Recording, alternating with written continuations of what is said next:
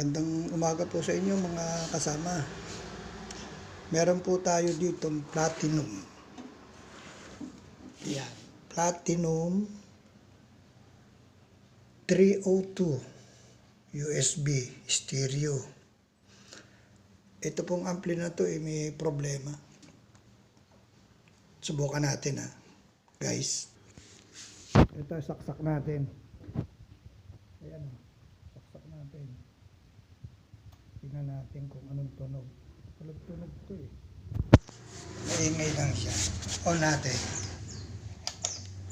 Yan. Yan. Yan po. Liyaan ang sounds niya. Wala po siyang sounds. Kaya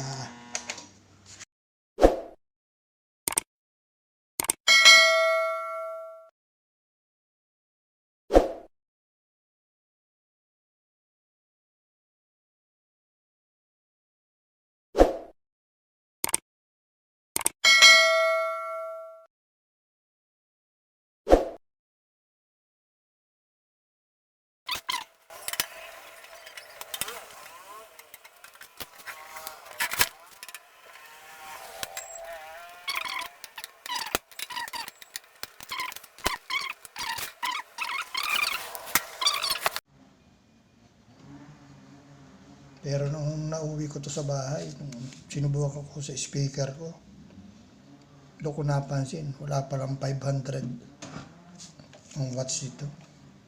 200 lang. Susuli ko sana pero di na, malayo kasi. Probinsya pa ako para balikan ko pa siya. Pinagtiyagaan ko na lang to. Pero okay din naman. Kaya lang yung gusto kong 500 watts per channel hindi pala totoo.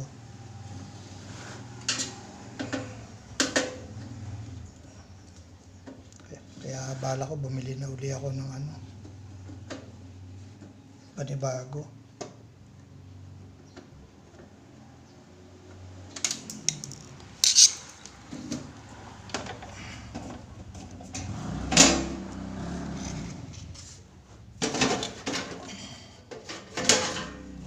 Guys,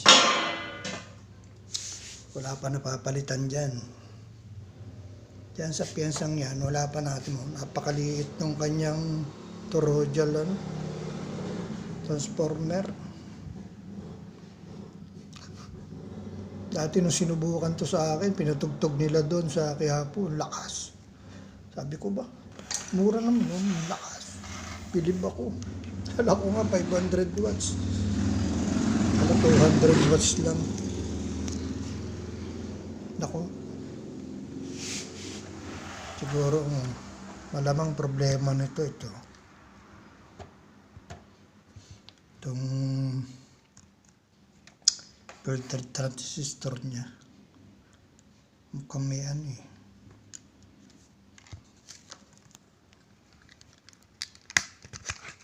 Wala pa nagagawa dito ni isa. Binuksan ko lang ito nun dahil nga nagloloko itong volume dati nagloloko to dati, maingay. So nilagyan ko ng W40 dati, umayos, pero matagal na yon. Pero ngayon nagloko na siya. So tingnan natin guys. Yan guys, tanggal na. Pero napakarumi. Marumi. Linisin muna.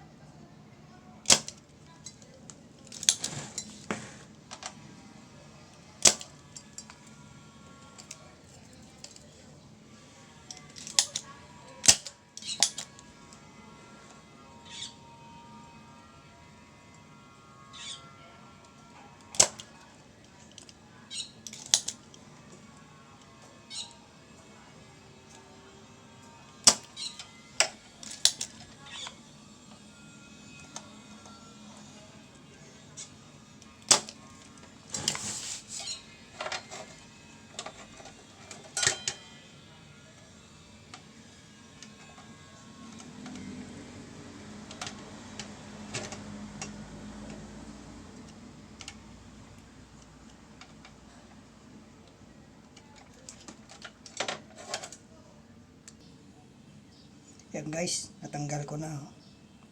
Dalawa. 35 volts. 35 volts, 4,700 microfarad. Ito yan. Malamang ito may problema. Kalawangin, no? Pero itong isa, tingnan ko kung i-tester ko itong isa kung pwede pa to.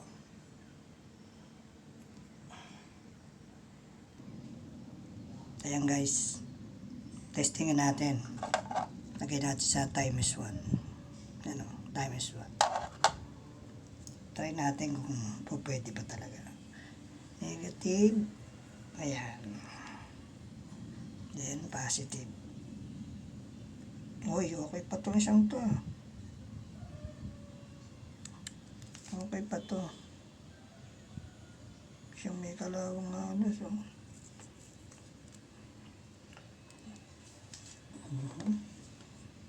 Itong isa. Test natin. Negative. Ayan.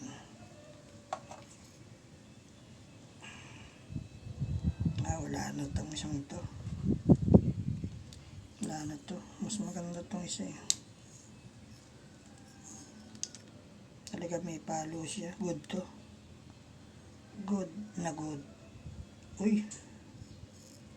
Nalapat yata. Open na rin.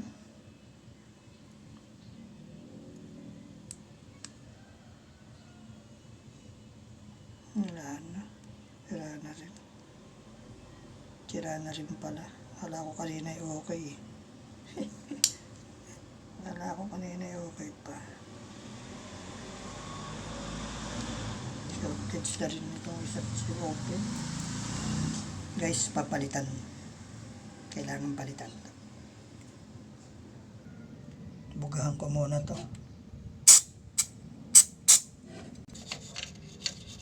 Checkin ko pa yung mga diode nito.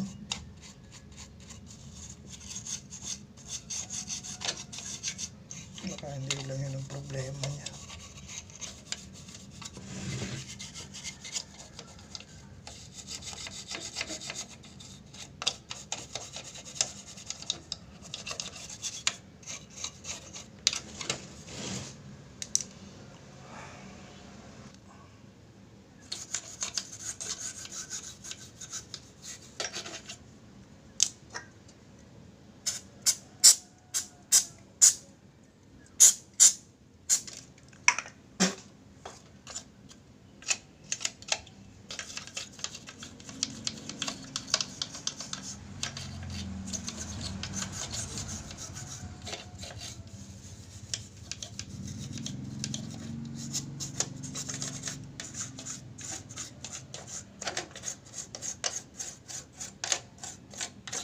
Para makita ko kung alin pa dyan na may kalawang.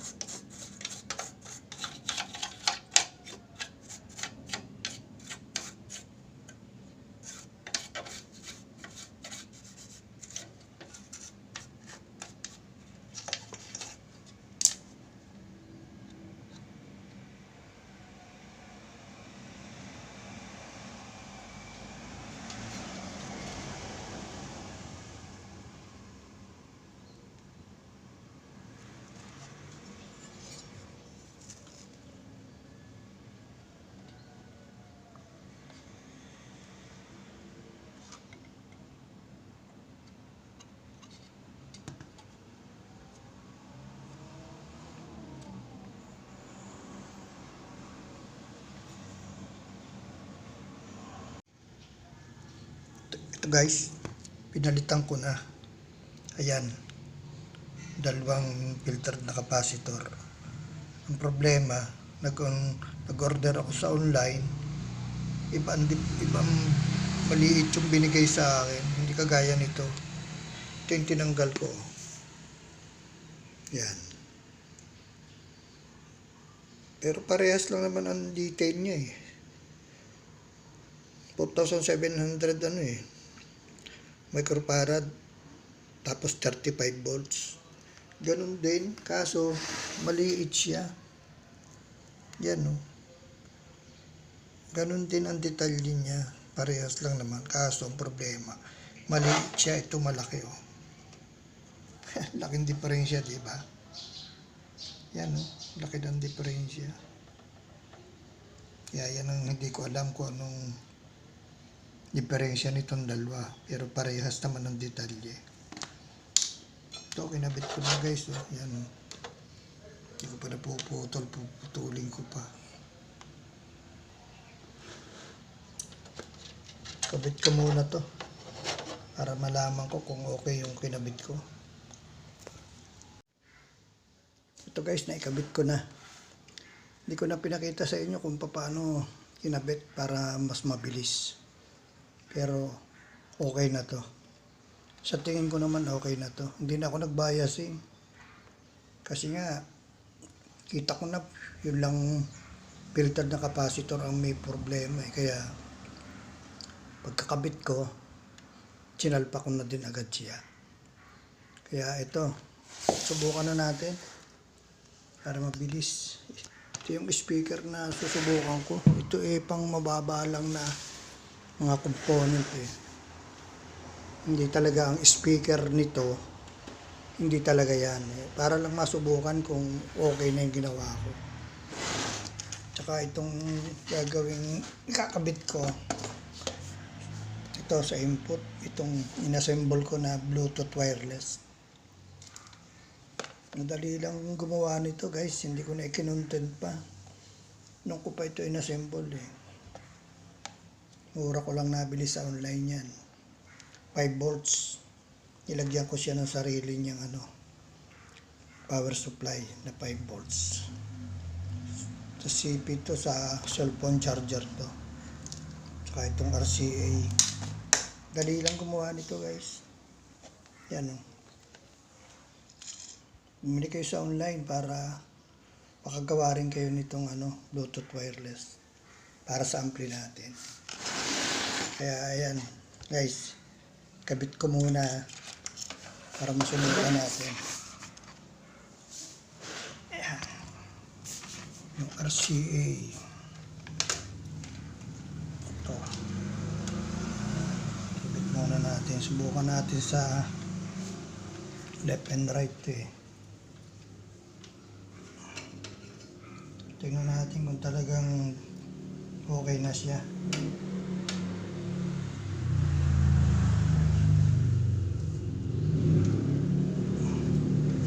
Sana naman okay na para hindi na uli magkalas pa. Pag may problema to, pwedeng nasa tone board o kaya sa main board. Pero sana wala na.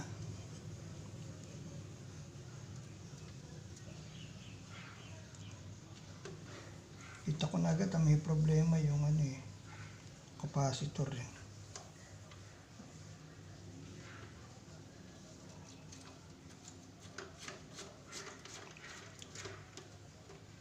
Yan. Left and right to eh. Left and right.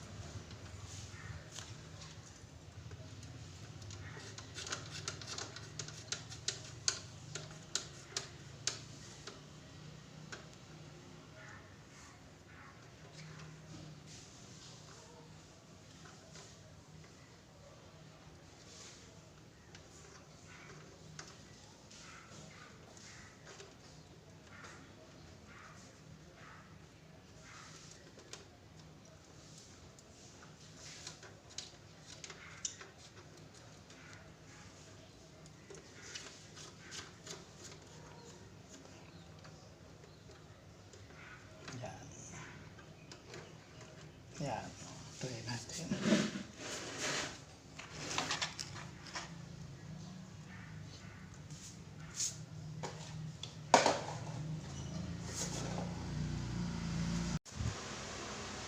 Ayan na guys, naikabit ko na. Ito na, open na itong Bluetooth ko. Naka-ready na yan ha. subukan na lang natin kung talagang tutunog siya. So yan na, kasaksak na rin yung ano ha. Ito. Kasaksak na rin ang magdang ampli. Yan. Bluetooth wireless. So ito na. Ito na. Kung talagang nagawa siya. Okay. Open ko na guys. 1, 2, 3. Yun.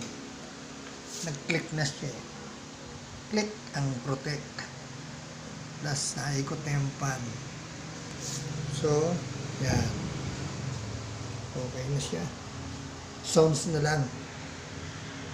Okay, subukan natin. Sana hindi ako makapiright. Subukan natin ha.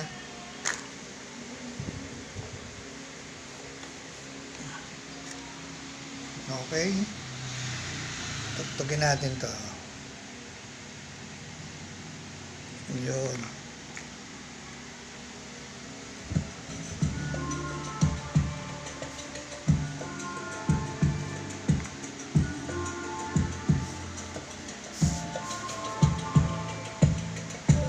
Okay. Left and right, tumutunog siya.